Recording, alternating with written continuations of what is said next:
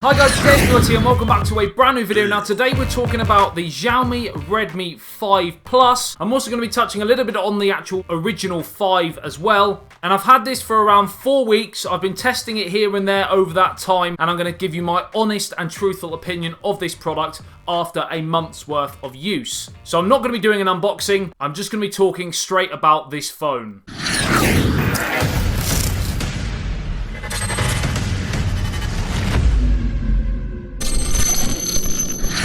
First of all, we're going to talk about the design, and it's a very nice design. It looks very premium. The actual materials used are metal and of course glass. Very nice. Very similar to the Xiaomi Mi A1 in terms of the premium feel, which I talked about on my top 7 budget phones, smartphones to use in the year of 2018 so far, and I'll link that here if you are interested.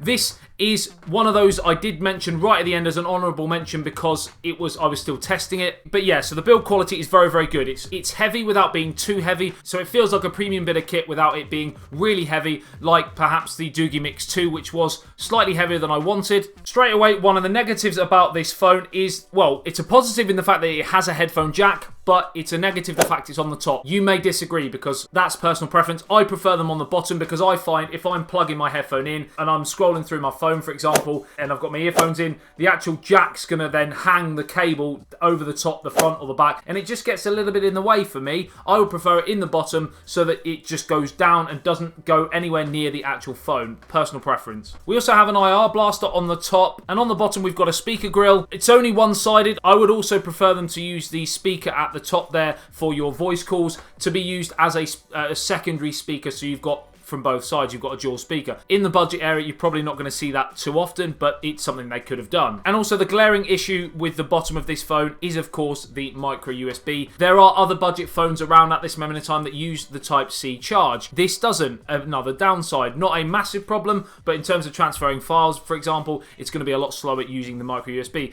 What else is going to be a lot slower is, of course, the fact that as well as it being micro USB, it doesn't support fast charge. It's only normal charge, 5 volts, instead of the Qualcomm 12. Not a deal breaker for some people, but I find using quick charge nowadays almost essential for my everyday life.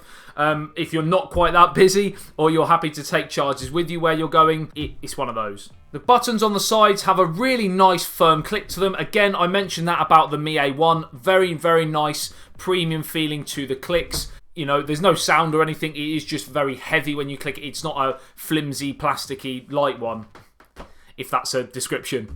In terms of battery performance, what I have noticed, again, using it over the last month, is that if I have everything on, GPS, Wi-Fi, all of the main things that you would expect, brightness all the way up, if I'm viewing media like YouTube or anything like that, or listening to music, I can generally get right the way through about 8 hours of screen on time, and then the battery will die, which, considering you're using everything to the max, that is pretty impressive, and that is, of course, using a 4000 milliamp battery. Okay, so now we're onto the display, and it's a full HD display, so it's 2160 by 1080 in the 18:9 ratio. In terms of that 18:9 and the bezels, I will just compare it to the OnePlus 5T, and as you can see, the OnePlus 5T has a slightly smaller form factor because it's got smaller bezels. It's exactly the same size screen, but it's got ever so slightly smaller top and bottom bezels. That's the only real difference in terms of the actual screen. Another thing that I do like about the actual display is, of course, the rounded edges of the screen.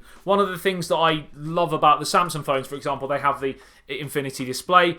This doesn't have an infinity display, it doesn't curve or anything, but that curvature at the top of the screen, in my opinion, makes it probably slightly better in terms of appeal to my eyes anyway, than the flat, sharp screen on the OnePlus 5T. I quite like the fact they've rounded the edges because it matches the roundedness of the corners of the phone. Personal preference again, you may prefer a flat design. I have also noticed over the last few weeks that when viewing this phone, I've got it on the lowest brightness there and it's still fairly bright, so in dark conditions I would prefer to see it go a bit darker.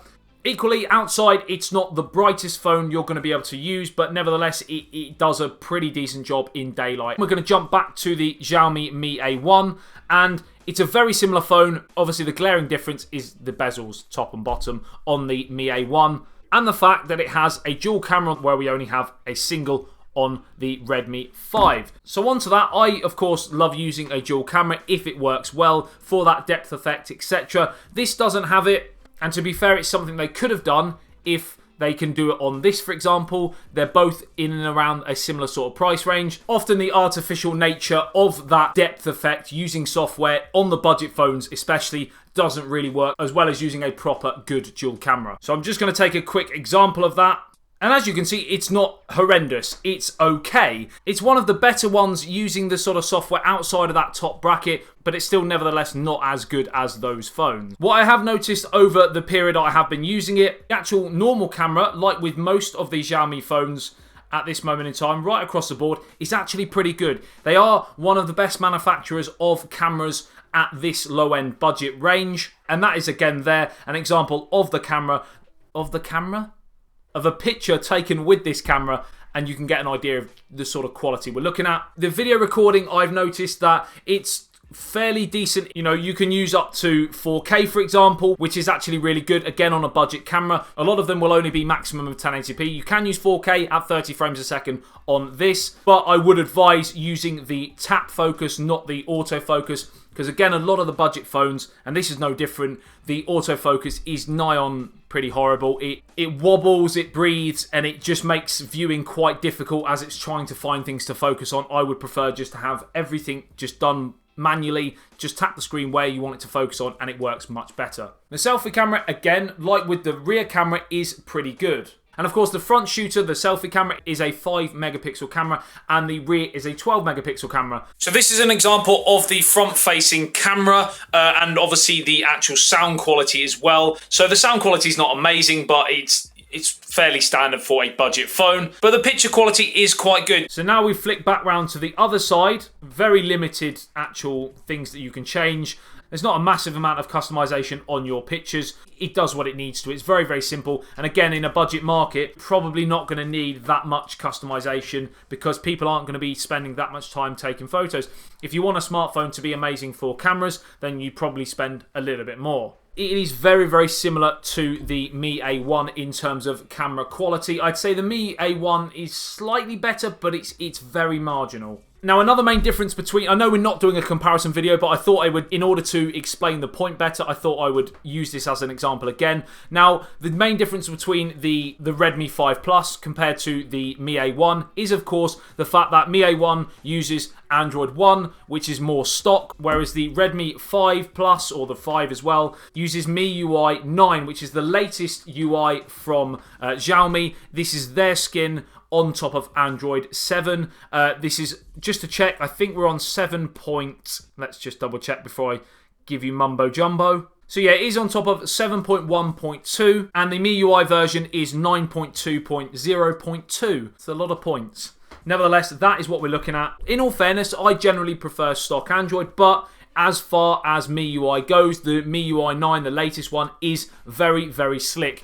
They have their own little quirks, their own little, things that they've added in terms of to make things slightly different. But it's very, very fresh. One of the slickest I've seen used on top of Android. It just comes down to personal preference, and obviously if you don't like it, you can obviously put on a launcher, an Android, stock Android launcher, for example, Android Oreo or whatever, and the everyday user wouldn't really feel that much difference between using a stock Android phone and this phone, but using a stock Android launcher. Now, because it has got MIUI, it does come with bloatware, for example, but actually the global version that I've got here doesn't actually have that much compared to some other phones, and it comes pre-installed with things like Microsoft. It comes installed with all your Google apps, for example, and if you wanted to delete any of them as well, you'd simply just drag them to the top and just put them in the bin and they would disappear. And this is using the Snapdragon 625 processor, which again aids that slickness.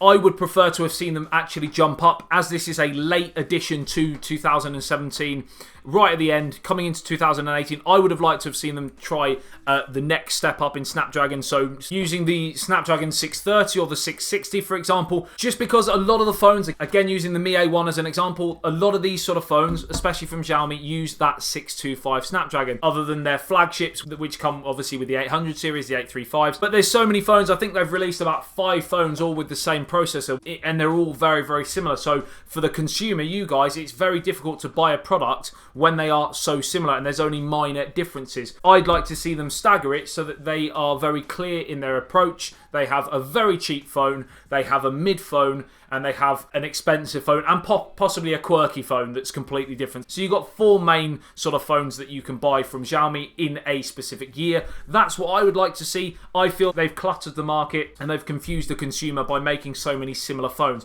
Just my personal opinion. So this variant actually comes with 4GB of RAM and 64GB of storage. So you're not going to have any problems with multitasking. It's one of the slickest phones in this budget area that you could possibly want. While we're on performance, I of course ran a couple of benchmark tests. Antutu, we got 63,037. Next up, we've got the Geekbench 4, and we've got 864 in the single core and 4,296 in the multi-core. Nothing to shout home about in terms of high-end performance, but equally, it's certainly no slouch. So we're on to the fingerprint sensor, and like I mentioned about the cameras, they also are right at the top end of the fingerprint game as well. The fingerprint game. They are very good at creating fingerprint sensors. Compared to some other phones, they are pretty much lightning quick. So we'll just tap on and it's on.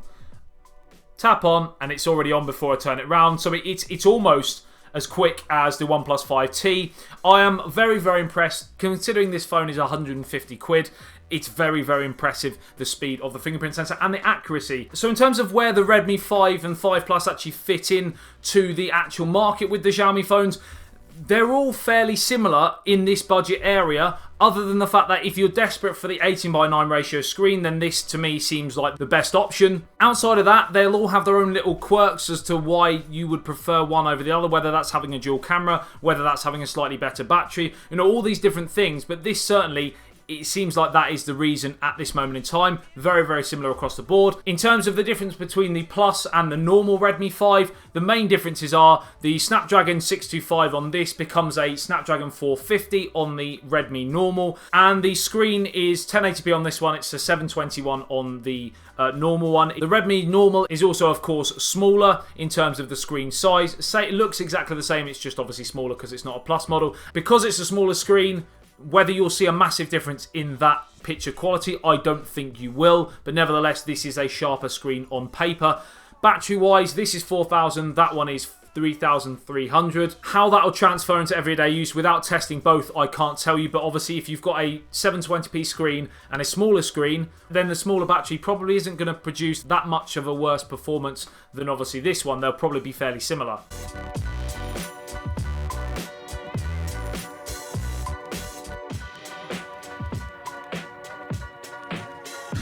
That's pretty much it, guys. Let me know in the comment section below what you think about this Redmi 5 Plus or the normal one. Both fairly new onto the market, both not been around for that long. I've had this, like I said, for about 3 or 4 weeks and I haven't been testing it in that time. All in all, for £150, I am pretty impressed at this level because it looks premium, it feels premium, it's very, very snappy.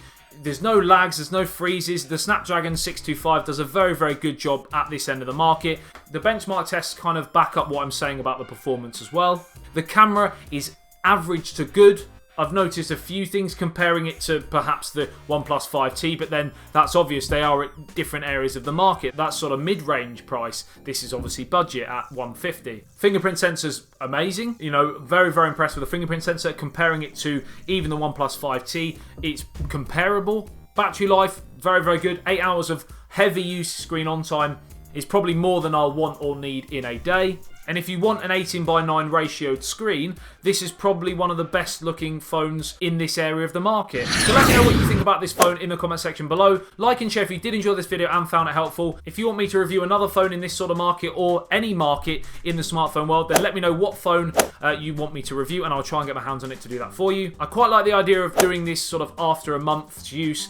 I think it's probably more beneficial for you guys than just a strict unboxing video. So that's something I'm going to look to do more in the future. Subscribe if you are new to the channel and love everything tech, including smartphones, all sorts of hardware, action cameras, Android boxes, all headphones, software as well. I do lots of app reviews. I do a lot of software tutorials and stuff like that. So make sure if you are new to the channel, like I said, subscribe. Hit the notification bell if you want to be notified every time I post a video. And I'll see you in the next one. It's ASBYT. Peace out.